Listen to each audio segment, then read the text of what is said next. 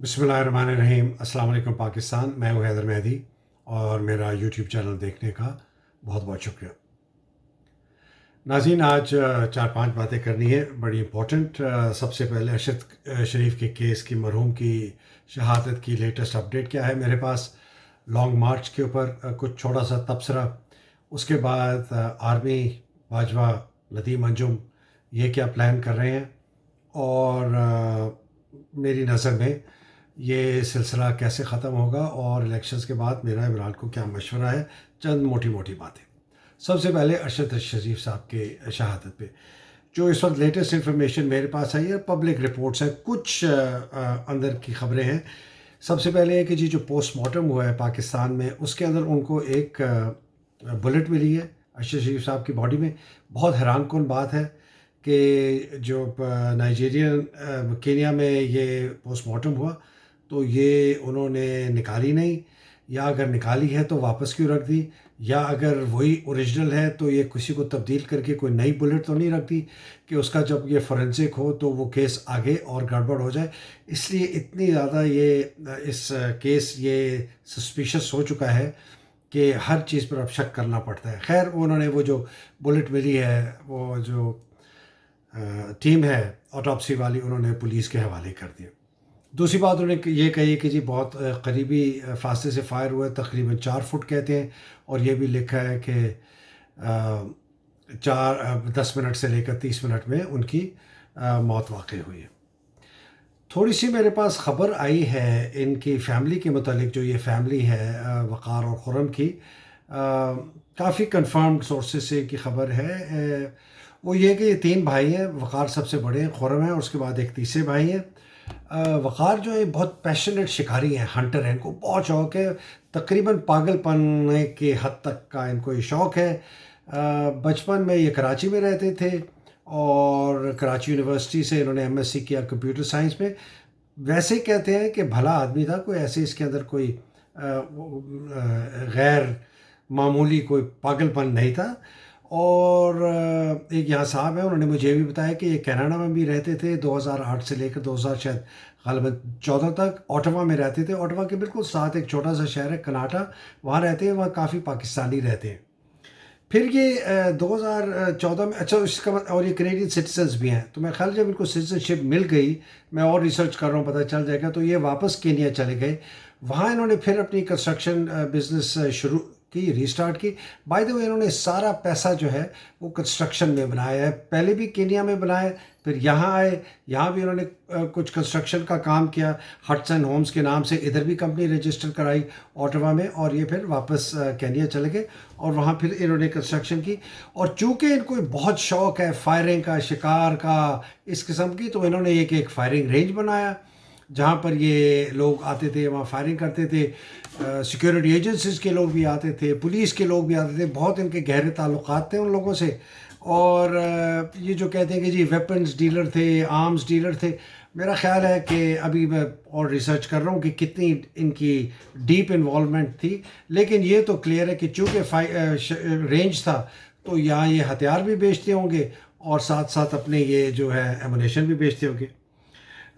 یہ بھی معلوم ہوا ہے کہ یہ سلمان اقبال کو پرانے جانتے تھے، ان کے کلاس فیلو تھے، اور یہ کہ سلمان اقبال ہی نے ارشد شریف کو ان کے ساتھ انٹروڈیوس کرایا۔ اب جو میں نے بڑی کوشش کی پتہ کرنے کی کہ بھی جو ان کے اندر کے کوئی لوگ ہیں وہ کیا کہتے ہیں۔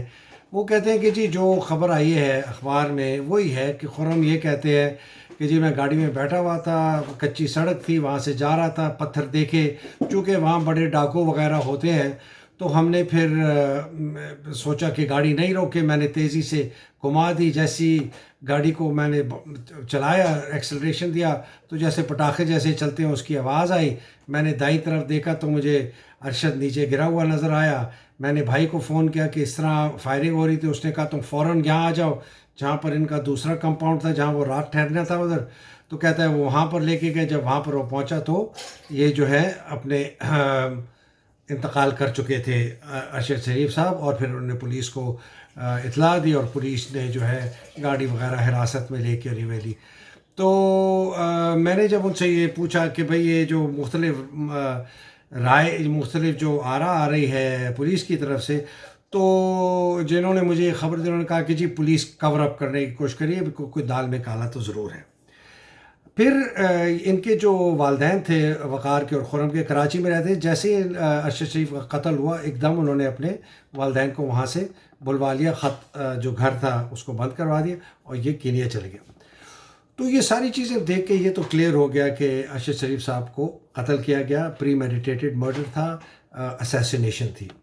سرکمسٹانشل ایویڈنس جتنا ہے وہ ہمیں یہ کہتا ہے کہ یہ ان لوگوں نے کروایا ہے جن کو ان کو چپ کرانے میں سب سے زیادہ فائدہ تھا، جن کے خلاف یہ بول رہے تھے، جن کے خلاف انہوں نے بہت آواز اٹھائی، جنہوں نے ان کے ساتھ 16 کیس ان کے خلاف فائل کیے، اور جنہوں نے ان کو پاکستان سے تھریٹن کر کے ہاؤنڈ کر کے باہر نکالا۔ میرے پاس کچھ خبر ہے کہ کن صاحب نے ان کو فون کیا تھا، کوئی ایس پی آر کیا، میں ابھی ان کا نام نہیں لینا چاہتا، میں بھی ان کو جانتا ہوں، جب ذرا تصدیق ہو جائے گی تو پھر میں اس پہ آگے بات کروں گا۔ ہمیں صرف یہ نہیں پتہ کہ یہ قتل ہوا کیسے، یہ ہمیں پتہ ہے کہ ہوا ہے 100%، لیکن کیا کیسے ہوا، فائرنگ بعد میں ہوئی، پہلے ان کو نکالا گیا، مارا گیا، پھر گاڑی میں بٹھایا گیا، یہ سب چیز بڑے سوال ہیں۔ لیکن اگر پتہ ہے تو یہ وقار اور خرم کو پتہ ہے، خاص طور پہ خرم کو، اس لیے کہ وہ ڈرائیو کر رہے تھے، یہ تو سب کو پتہ ہے، اور وقار چونکہ ان کے بھائی تھے، سب سے پہلے خرم نے انہیں کو بتایا ہوگا کہ بھائی یہ ہوا، پولیس نے ان کو کہا ہوگا کہ تم چپ کر جاؤ، یہ کہو، اور یہ لوگ بالکل اس وقت آف دا گریڈ ہیں، کہیں نہیں نظر آ رہے۔ میرا تو خیال ہے کہ یہ ان کی جان بہت خطرے میں ہے، چاہے یہ انوالو ڈائریکٹ ہوں اس کے اندر دانستہ طور پر یا نادانستہ طور پر، یہ اس کے اندر ایک جس کو کہتے ہیں نا انولنگلی پارٹیسپنٹس تھے اور یہ مارے گئے اس چکر میں، لیکن ان کی جان بڑی خطرے میں ہے، اور مجھے تو بہت ڈر ہے کہ یہ وقار اور خرم کو غائب ہی نہ کر دے اور ان کو مار ہی نہ دے۔ یہ کینین پولیس بڑی ظالم ہے۔ ابھی میں ان کی خبر پڑھ رہا تھا، 600 سے زیادہ لوگ انہوں نے اپنی حراست میں مارے ہیں ابھی پچھلے چند سالوں میں۔ ان کی ایک اسپیشل سروسز یونٹ تھی SSU کے نام سے، جس کو ڈسبینڈ کر دیا گیا، اس کے بھی ابھی 9 افسر جو ہیں وہ ٹرائل پر ہیں۔ انہوں نے ابھی پچھلے کو 2-3 ہفتے پہلے 2 انڈینز کو غائب کیا ہے، وہ تو بین کر دی ان کی یونٹ کا حکومت۔ اب یہ جو یونٹ جن کے 4 افسروں نے فائر کیا ہے، جنرل سروسز یونٹ، یہ بھی اب ان کے جو ہے انویسٹیگیشن کے بالکل بیچ میں آ گئی ہے، ریڈار ان کے اوپر ہے۔ اب کیا ہوتا ہے، اس سے آگے کیا چلتا ہے، یہ ہمیں نہیں پتہ۔ یہ ہمیں ضرور پتہ ہے کہ انفارمیشن ہمارے پاس بہت کم ہے، ہمارے پاس تو نہیں آ رہی، ہماری انکوائری کمیشن گئی ہوئی ہے، وہ پتہ نہیں کیا کرتے ہیں۔ انفارمیشن کیا ہے، بیسک یہ ہے کہ جی پولیس آفیسرز نے کیا سٹیٹمنٹ دیا، جن کو پکڑا گیا، جنہوں نے فائر کیا، کتنے بجے یہ کارروائی ہوئی، کتنی دیر تک یہ رہی، کون سی جگہ ایگزیکٹلی پہ ہوئی، کہاں سے بلٹ کی جو فورینسک ہے وہ کہاں سے گئی، کدھر سے نکلی، کہاں سے باہر گئی، گاڑی میں کہاں لگی، وہ اس کا کیا ہے، بالکل step by step detail event کی سیکوینس کیا تھی، خرم نے کیا کہا، پھر بعد میں کیا ہوا، وقار نے کیا کہا، پولیس کو کب اطلاع دی، پولیس آئی، انہوں نے کیا کیا، گاڑی کب قبضے میں لی گئی، بہت یہ ہیں چیزیں ہیں، باڈی کو کہاں رکھا گیا، کتنی دیر رکھا گیا، اس کے بعد ہسپتال کون لے کے گیا، کیسے لے کے گیا، وہاں کیا ہوا، آٹوپسی ہوئی، کتنی دیر کی ہوئی، کن ڈاکٹروں نے کی، ان کی آٹوپسی رپورٹ کہاں ہے، ان کے جو ارشد صاحب کے جو لیپ ٹاپ تھے، ان کے باقی جو فونز تھے، باقی ان کی جو پرسنل بلانگنگس تھی وہ کہاں ہیں، ان کی لسٹ کہاں ہے۔ یہ تو پاکستان کی انکوائری کمیشن کا پتہ نہیں۔ عمر شاہد حامد صاحب کی میں نے بات کی تھی کہ یہ ان صاحب کے صاحبزادے ہیں جو کہ خود دہشت گردی کا شکار تھے، شاہد حامد صاحب KESC کے مینیجنگ ڈائریکٹر تھے۔ بہت ہی افسوس ہوگا اگر عمر شاہد حامد صاحب نے اپنے والد کی جو ان کے اوپر جو ایک کام ادھورا رہ گیا کہ پاکستان سے دہشت گردی کو ختم کرنا ہے، اگر وہ اس میں ڈنڈی مارے۔ امید ہے کہ وہ نہیں ماریں گے، لیٹ سی۔ اطہر جاوید دوسرے جو FIA والے ہیں وہ تو بکے ہوئے صاحب ہیں۔ یہ انڈیپینڈنٹ انکوائری کمیشنز کر سکیں گے، دیکھیں گے عمر شاہد احمد کیا لے کے آتے ہیں، لیکن جو انڈیپینڈنٹ انکوائری کمیشنز ہے، میرا خیال ہے یونائٹڈ نیشنز کی جو ہیومن رائٹس واچ ہے، انٹرنیشنل ہیومن رائٹس کمیشن ہے، انٹرنیشنل کرمنل جو کورٹ جو ہے وہ بھی کر سکتا ہے، بیکاز یہ بہت ہائی پروفائل کیس ہے، اور اس میں صرف یہ نہیں جڑا ہوا کہ ارشد شریف صاحب کی شہادت ہوئی تھی، ان کو مارا گیا، اس میں پورے کینیا کی پولیس کا نظام اور اس کے ساتھ جو پیچھے تانے بانے جو بات بن رہی ہے کہ پاکستان کی سیکیورٹی اور انٹیلیجنس ایجنسیز بھی شاید اس میں ملوث ہوں، تو یہ ایک بہت بڑی انٹرنیشنل انٹریگ اور کانسپریسی ہے. یہ ایک چھوٹا سا ایک صرف جرنلسٹ کا قتل نہیں ہے. پاکستان سپریم کورٹ بالکل چپ بیٹھا ہے. میں تو حیران ہوں کہ یہ کس قسم کے لوگ ہیں، ان کی ضمیر کیسے ہیں، یہ کس پتے کے بنے ہوئے ہیں، ان کا ڈی این اے کیا ہے، ان کی پرورش کیا ہے. ان کو پاکستان نے اتنی اس مقام پہ بٹھایا، بالکل چپ. بھائی آپ سو موٹو صرف لے لیں، آپ لیں کہ جی ہمارے سامنے آ کے پیش ہوں، ہمیں بتائیں جی ہمیں یہ چیز ہے. صدر صاحب کو ایک خط لکھا تھا پریزیڈنٹ کو، ارشد شریف صاحب نے پڑھ کے رونا آتا ہے. اور سب سے ابھی خطرناک بات، ارشد شریف صاحب کے پاس ایک سیٹلائٹ فون تھا. سیٹلائٹ فون کا بڑا ایک انٹرسٹنگ ہوتا ہے کہ جب وہ آن ہوتا ہے تو اس کی ریئل ٹائم لوکیشن ٹریک ہوتی رہتی ہے. وہ ایک صاحب کے پاس ان کی لوکیشن تھی، لوگ سلمان اقبال صاحب کی طرف کہتے ہیں، ان کے پاس تھی. سلمان اقبال صاحب ان کے قتل کی خبر آنے کے بعد بھی وہ ان کے فون کو ٹریک کرتے رہے، جب ان کو خبر ملی ان کے کرتے رہے.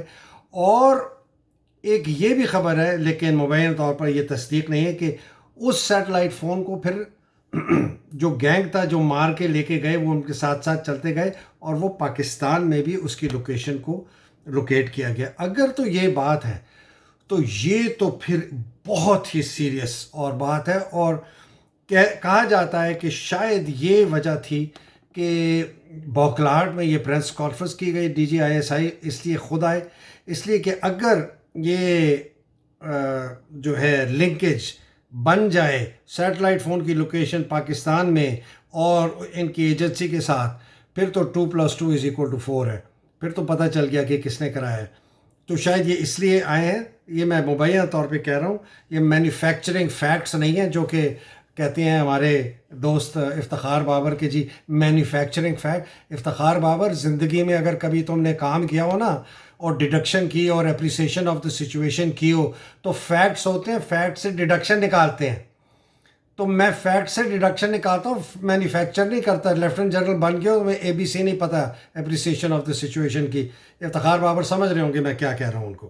تو یہ ارشد شریف کے سیٹلائٹ فون کا بہت بڑا ایک سوال ہے، اور یہ ہم نے ٹریس کرنا ہے کہ یہ سیٹلائٹ فون کس کے پاس تھا، کہاں کہاں اس کے کوآرڈینیٹس پکڑے گئے ہیں پاکستان میں. وہ تو اب ڈیٹا موجود ہے.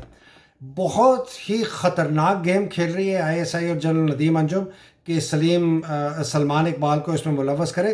میں آپ کو جتنا حد تک میں جانتا ہوں، سلمان اقبال کا اس کانسپریسی میں کوئی حصہ نہیں ہے. اس بیچارے نے اس بندے کی مدد ضرور کی، اس بندے کو انٹروڈیوس ضرور کرایا وقار سے. وقار کا وہ دوست تھا. آگے وقار ولنگ اکمپلس تھا یا خرم تھا یا نہیں، یہ ہمیں نہیں پتہ، یہ بتائے گی. سلمان اقبال کا اس سے کوئی تعلق نہیں ہے، اور سلمان اقبال کے ساتھ یہ پھر عمران سے جوڑ رہے. یہاں تک جی ارشد لانگ مارچ پہ آ جائے. میری نظر میں جی لانگ مارچ جو ہے پاکستان کی فیوچر کی اور پاکستان کی ہسٹری میں سب سے بڑی یہ مارچ ہے. پاکستان میں لوگوں کی، عمران جو لیڈ کر رہا ہے ان کو، اور پاکستان نے جو اشرفیہ نے جو قابو کیا ہوا ہے پاکستان کو، اس کے درمیان. یہ دو گروپ ہیں، پیپل آف پاکستان عمران کے پیچھے اور اشرفیہ فوج کے پیچھے. یہ فوج لیڈ کر رہی ہے اشرفیہ کو، اس لیے کہ سب سے بڑی جو ایلیٹ کیپچرنگ انسٹیٹیوشن پاکستان کی ہے وہ ہے ہی فوج.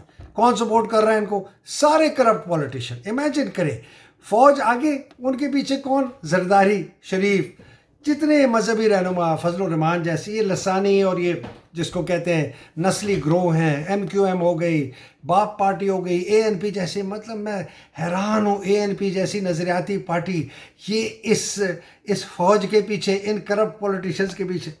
اور بہت افسوس سے بگ بزنس، یہ جو بڑے بڑے ٹائکون ہیں آپ کے پاکستان کے، جو نواز اور زرداری کے ساتھ ہیں، یہ اس کو فنڈ کر رہے ہیں. اور آپ کے جاگیردار، آپ کے وڈیرے، آپ کے سردار، جتنے بڑے بڑے ہمارے، یہ سارے انگریزوں کی باقیات یہ سب ہیں، اور پورا پاکستان کا کرپٹ سسٹم جس میں ہماری جوڈیشری، پولیس اور بیوروکریسی، یہ سارے لوگ ایک طرف، سوچیں آپ، اور پاکستان کی عوام ایک طرف اور عمران ایک طرف، یہ لانگ مارچ یہ اس جنگ کو آپ کے سامنے لے کے آ رہی ہے۔ پی ڈی ایم خوف زدہ، بہت خوف زدہ، انہوں نے ریڈ زون جو ہے 0 پوائنٹ تک ایکسٹینڈ کر دیا کہ جی یہ اندر ہی نہ آ سکے۔ وہ فلیگ مارچ پولیس کی کرائی، وہ پولیس کی بڑی بڑی گاڑیاں آگے جھنڈے پاکستان کے لگائے۔ یہ ہم فوج میں بھی کرتے تھے، جب مارشل لا لگاتے تھے تو کہتے تھے جی تھوڑی سی دہشت پھیلانے کے لیے نا، ہمیں کہتے تھے جی فلیگ مارچ کرو، تو ہم اپنے بڑی بڑی گاڑیاں نکال کے اور اوپر مشین گنیں لگا کے، ایمونیشن کوئی نہیں ہوتا تھا ہمارے پاس، اور ہم جی وہ کر کے نا پورے ناظم آباد میں میں کراچی میں تھا اس زمانے، ناظم آباد میں ادھر نارتھ وغیرہ فلانا گولی مار لیا کر کے لوگوں دہشت، تو یہ دہشت پھیلانے کے لیے۔ پھر ہتھیار جتنے ان کے پاس ہے، ٹیئر گیس، اچھا پیمرا، تب اس نے کہا جی آپ دکھا ہی نہیں سکتے، اور بول کو انہوں نے آف ایئر کر دیا۔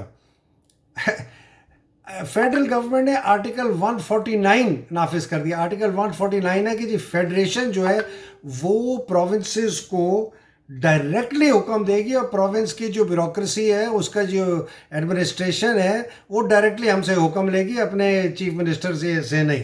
ماشاء پھر رانا ثناء اللہ تھریٹ بھی کر رہا ہے اور کہہ رہا ہے اس کا سر اڑا دینا چاہیے۔ آپ سوچیں، it's sitting interior minister openly threatening, کوئی کچھ نہیں کہتا۔ پھر آفر کی بھی بات کرے، اب شہباز شریف نے بات کی جی 1 مہینے میں پہلے میرے پاس آفر آئی تھی کہ جی ڈیٹ بتا دو، اور 3، یہ ساری ڈیلینگ ٹیکٹکس ہیں، ان کا کوئی ارادہ نہیں ہے، یہ کسی معجزے کا انتظار کرے۔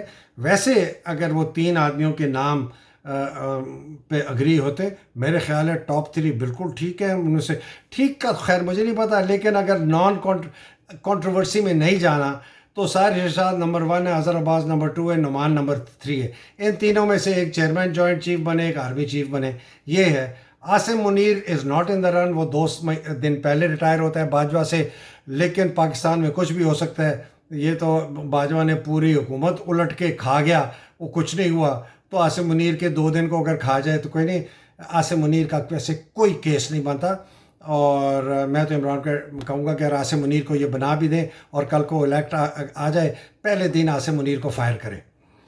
اچھا جی، اب یہ ایم کیو ایم باپ، پیپلز پارٹی، اے این پی، یہ سب دیکھ رہے ہیں، ان کو ابھی بھی امید ہے کہ شاید یہ جو ہے نا اپنا گیم، یہ ابھی تک فوج کے قابو میں، فوج قابو میں رہے گی، تو ابھی تک انہی کے ساتھ جوڑے رہو۔ جس دن ان کو یہ بس سمیل کر لیا نا کہ گیم از اپ، یہ بھی بھاگ جائیں گے چوہوں کی طرح۔ اچھا جی، باجوہ، ندیم انجم، یہ 2 کی پلیئر ہیں جی، میں آپ کو بتا دوں، باقی کا کیا رول ہے مجھے نہیں پتا، بٹ ندیم انجم کا رول تو اب کلیئرلی پتہ چل گیا اس کی پریس کانفرنس کے بعد کہ بہت بڑا یہ جو ہے نا اس پوری گیم کے اندر یہ بہت بڑا پلیئر تھا، باجوہ کے ساتھ جس نے سارا ایکسیکیوٹ کروایا۔ اور یہ بھی میں آپ کو بتا دوں، یہ میں بڑے سیریس سورسز سے بتا رہا ہوں کہ اس نے دسمبر 21 میں کسی کو کہا تھا کہ I will never forgive Imran, I will teach him a lesson، میں عمران کو کبھی معاف نہیں کروں گا، میں اس کو سبق سکھاؤں گا۔ یہ دسمبر 2021 میں انہوں نے کہا تھا جب یہ بن چکے تھے آئی ایس آئی کے۔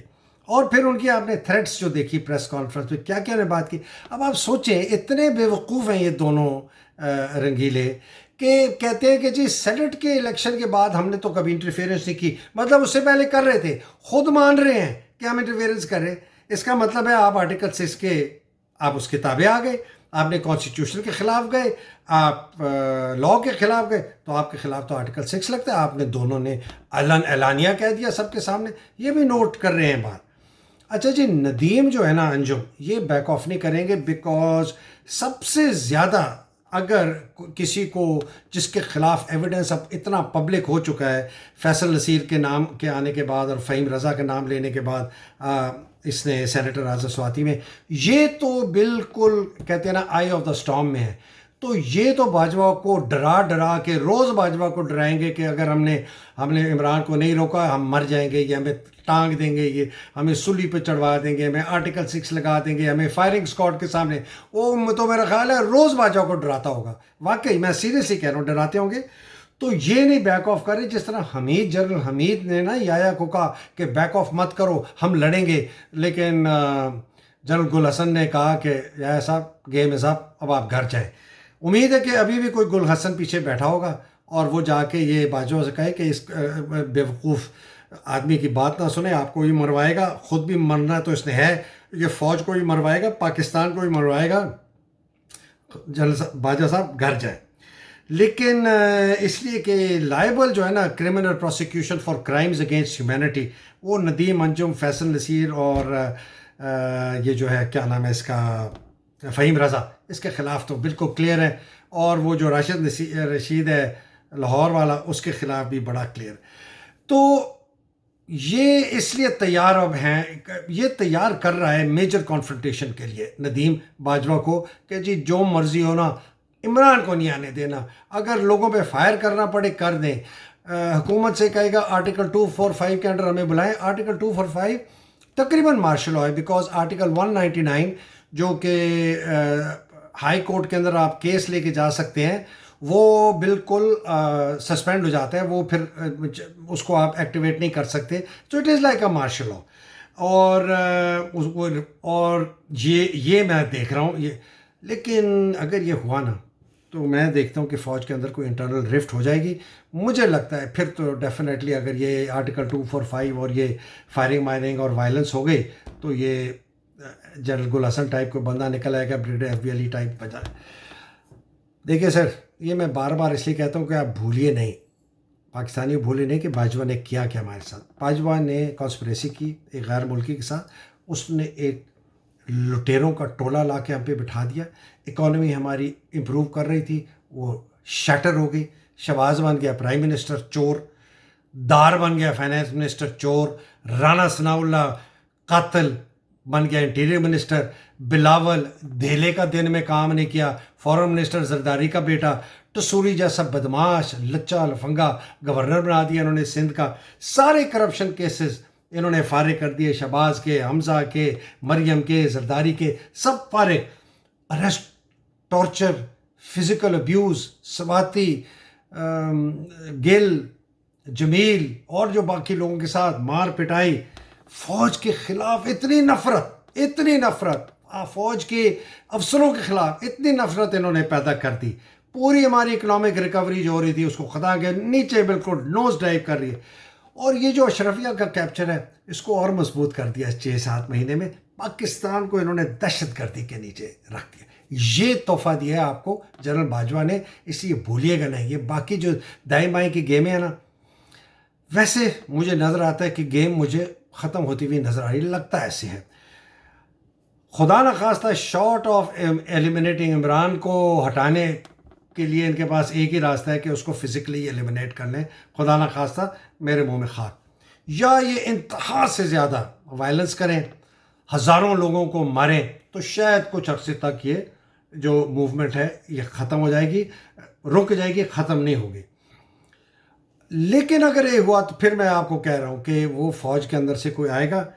میرا خیال ہے اس سے پہلے شاید سینس ول پریویل، اور میرا خیال الیکشن ڈیٹ اگلے 1-2 ہفتوں میں اناؤنس ہو جائے گی. ہو سکتا ہے جمعہ تک ہی ہو جائے، اس لیے کہ پاکستان کو ہم نے نا اس دہشت گردی، اس بربریت سے نکالنا ہے.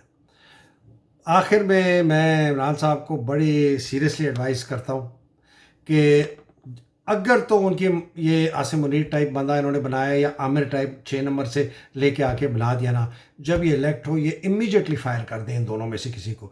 لیکن اگر سائر سے بنا، اظہر سے بنا، نعمان سے بنا، نہیں، وہ 1 2 3 ہے، بالکل ٹھیک ہے. اور جتنے یہ جرنیل، بریگیڈیئر، کرنیل، میجر جن کے ابھی ہمیں نام پتہ ہیں، لسٹ بھی پتہ ہے آپ کو، جو ملوث ہیں ان کرائمز اگینسٹ ہیومینٹی سسپیکٹڈ، ان کو یا تو اریسٹ کروائے یا ان کو فوج سے فوری طور پر فارغ کروائے، اور ان کے خلاف ایک انڈیپینڈنٹ کمیشن کھڑا کروائے جو ڈے ٹو ڈے اوپن ہیئرنگز کرے ان کے خلاف، انکلوڈنگ سائفر. یہ 2 انڈیپینڈنٹ کمیشنز ہیں. ایک کمیشنز ہے کرائم اگینسٹ ہیومینٹی جس کے اندر جتنی دہشت گردی کی ہے آئی ایس آئی نے، آئی بی نے، رانا ثناء اللہ نے، پولیس نے، ایف آئی اے نے، وہ ہو. دوسری کمیشن ہے سائفر کے اوپر کمپلیٹلی انڈیپینڈنٹ، اوپن ہو دونوں، کھلی ایویڈنس ریکارڈ ہو. اور پہلے 90 دن کے اندر فوج کے اندر انہوں نے ریفارم کرنا ہے آرمی کے کمانڈ اینڈ کنٹرول سٹرکچر کا. اس کے اوپر میں وعدہ کرتا رہتا ہوں لیکن ویلاگ ضرور کروں گا. ناظرین اب تک کے لیے اتنا ہی. انشاءاللہ اگلی نشست میں پھر ملاقات ہوگی. اللہ سبحانہ تعالیٰ آپ سب کو اپنے حفظ و امان میں رکھے، آپ کے پیاروں کو حفظ و امان میں رکھے، پاکستان کو حفظ و امان میں رکھے. پاکستان زندہ باد، پاکستان بائندہ باد. الہی آمین. خدا حافظ. السلام علیکم.